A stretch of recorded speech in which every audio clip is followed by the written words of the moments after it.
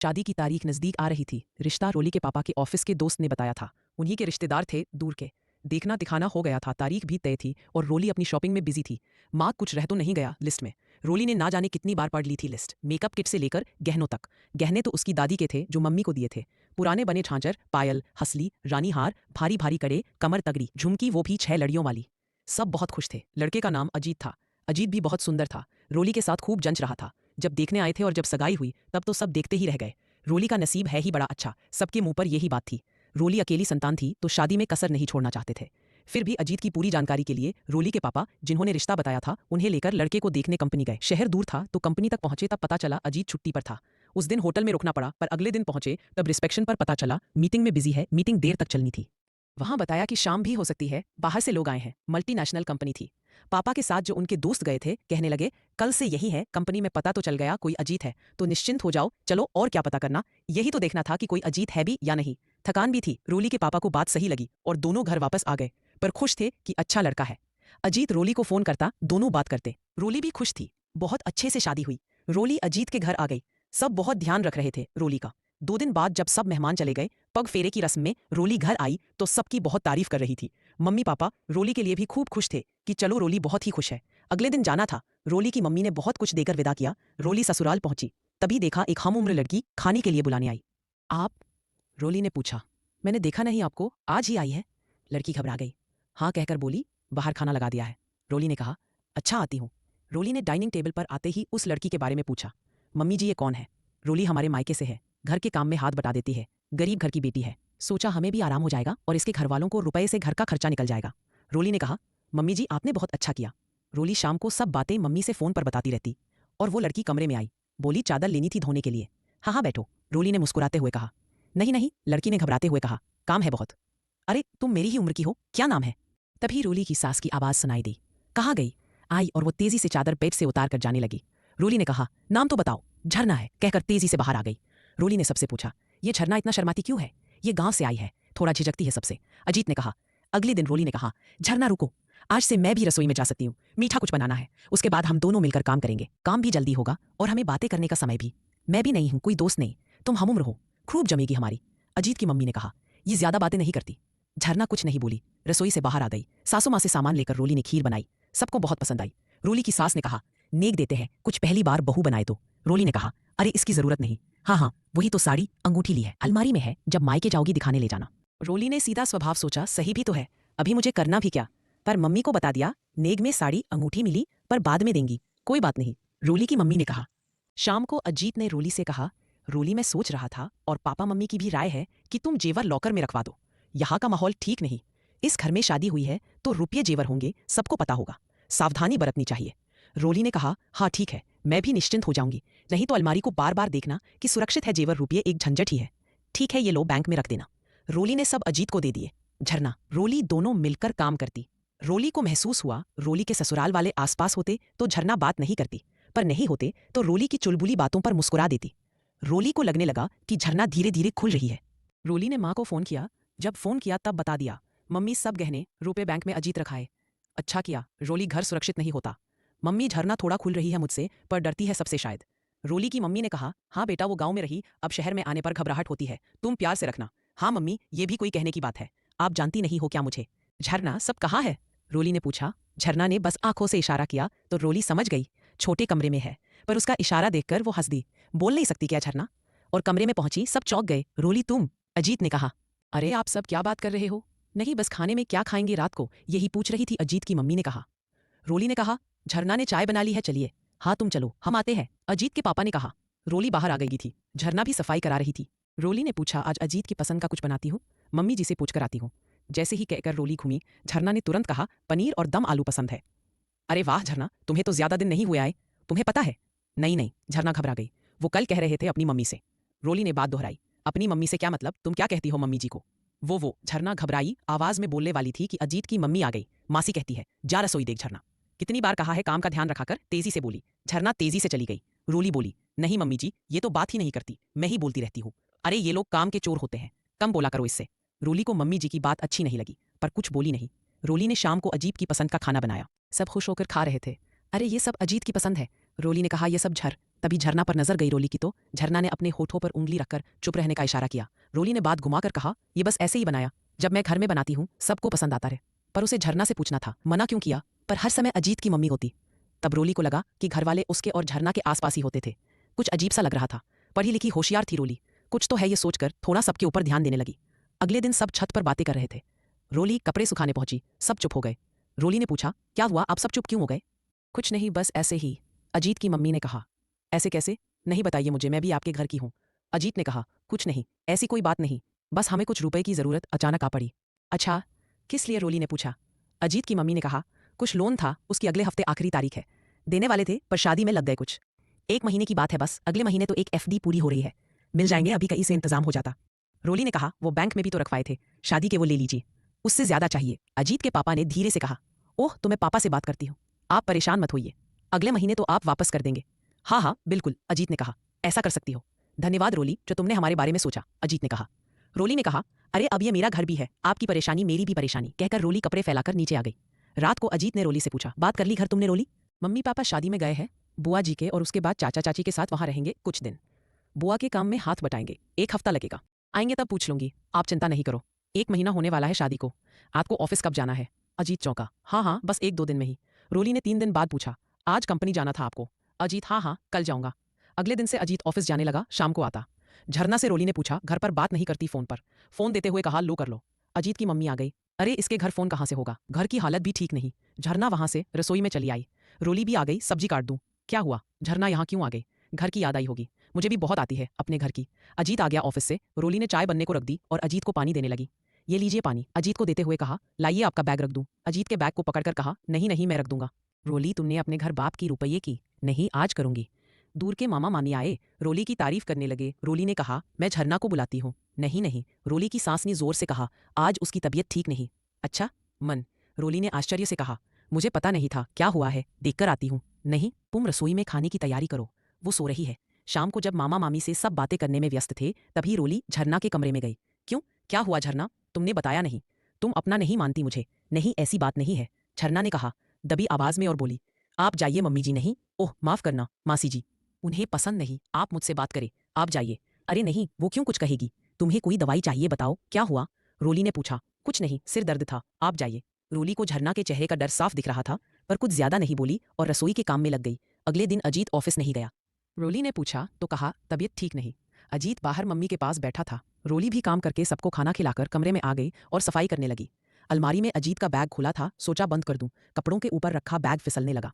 संभालते हुए फाइल नीचे गिर गई। उठाने लगी तो केवल सादे बिना लिखे पेपर थे। सब उठाकर बैग देखने लगी तो कुछ भी नहीं सिवाय खाली पेपर के।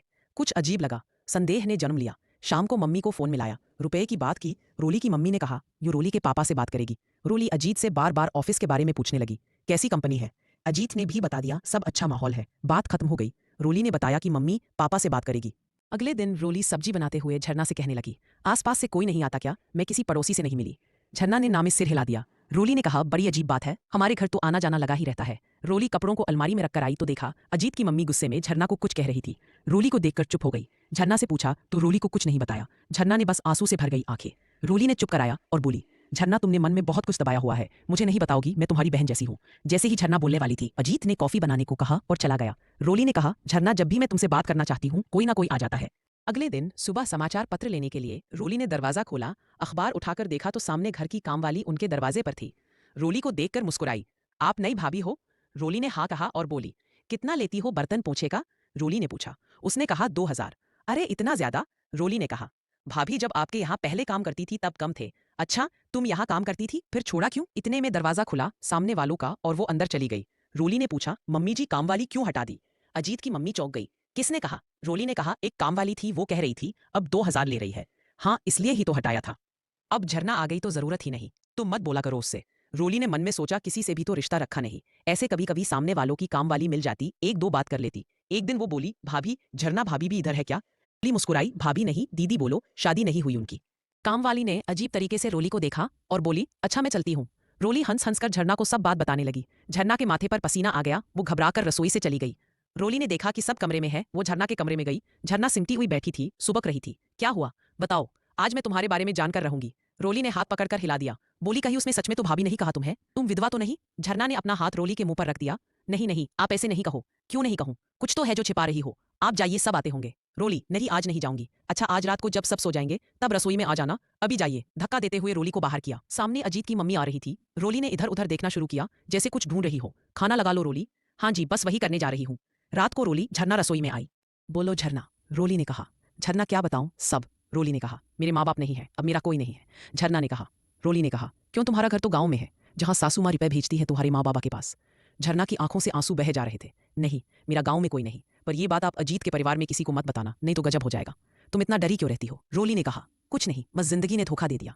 क्या बात है, साफ साफ बताओ। ये लोग बहुत खराब है, इनकी बातों में मत आना। जो रुपए ये आपके घर वालों से मांग रहे हैं वो भी मत देना। रोली आश्चर्यचकित हो गई। झरना, ये क्या कह रही हो तुम? जिनके घर रहती हो उन्हीं के खिलाफ मुझे भड़का रही हो? नहीं, आज आपके बहुत कहने पर आपको अपना मानकर मैं ये सब कहने की हिम्मत कर रही हूँ। रोली ने कहा। अच्छा जल्दी बताओ, कोई आ जाएगा और सुबह जल्दी उठना है, अजीत को ऑफिस जाना होता है। ऑफिस? झरना ने जोर लगाकर कहा।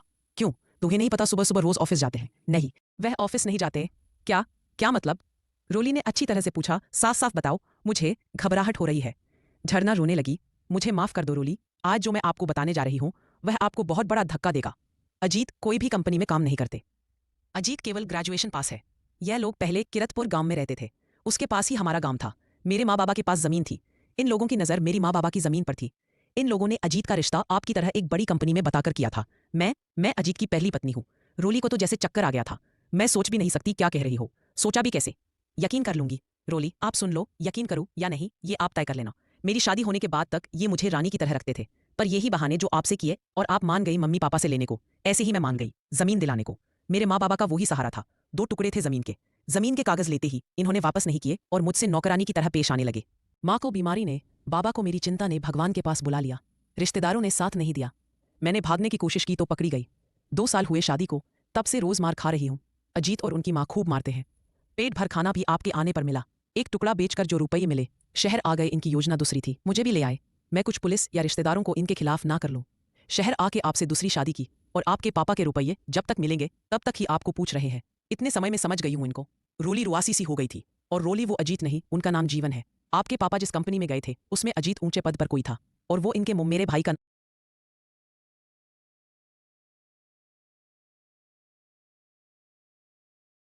नाम है, जिन्होंने रिश्ता बताया था।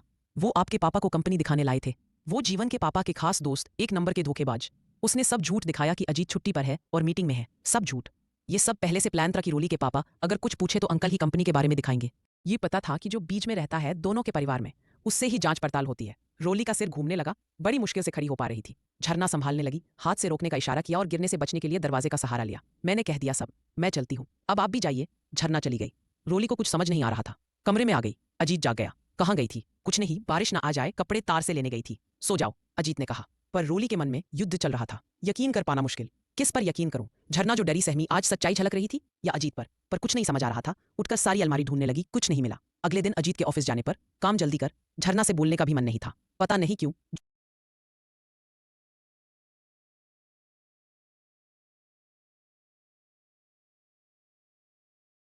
झूठी तो नहीं, सारा कमरा ढूंढने लगी। अजीत की मम्मी आ गई। क्या कुछ ढूंढ रही हो रोली? जी मम्मी जी, अपनी शादी की साड़ियां पैक करके रख रही हूँ। महंगी है, खराब ना हो जाए, बहाना सोच के रखा था। ये तो पक्का लग रहा था, मार्कशीट्स तो अपने साथ ही रखी होंगी। मम्मी पापा के पास तो मुश्किल है, फिर बाद में मम्मी जी के कमरे में ढूंढूंगी सोचा था। यहाँ बस बेड का बॉक्स ही देखना बचा था। दरवाजा ऊपर से बंद कर दिया, कहकर साड़ी पहन रही हूँ। बेड के अंदर कपड़ों के अंदर छिपा एक पैकेट था। सब मिल गया, पर जीवन के नाम से थे सब पेपर। कोई डिग्री नहीं थी उसमें, ना कोई कंपनी के कागज। उफ, सिर पकड़ लिया, क्या करूं? रोली ने मन में सोचा। ओह, झरना का मुझसे ना बातें करने देना, आस पड़ोस का ना आना जाना, मेरे गहने अपने लॉकर में रखना, रुपए पापा से मांगना। उफ उफ, इतना बड़ा धोखा। तो झरना कह रही थी अजीत या जीवन कंपनी नहीं जाते, और काम वाली लगाई थी दूसरी शादी के लिए, रौब दिखाना था।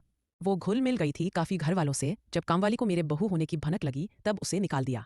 ओह, तभी बोलने नहीं देते थे। झरना ने बताया था मुझे, ऐसे ही मुझे दिखाने के लिए दोस्तों की दुकान पर जा बैठते।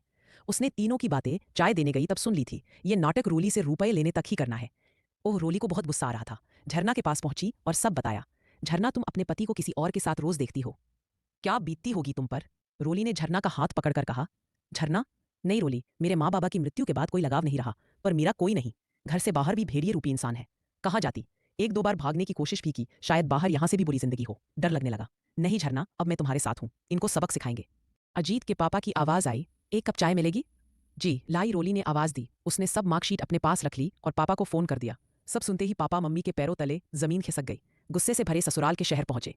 वहां पुलिस स्टेशन से पुलिस को सब बताया।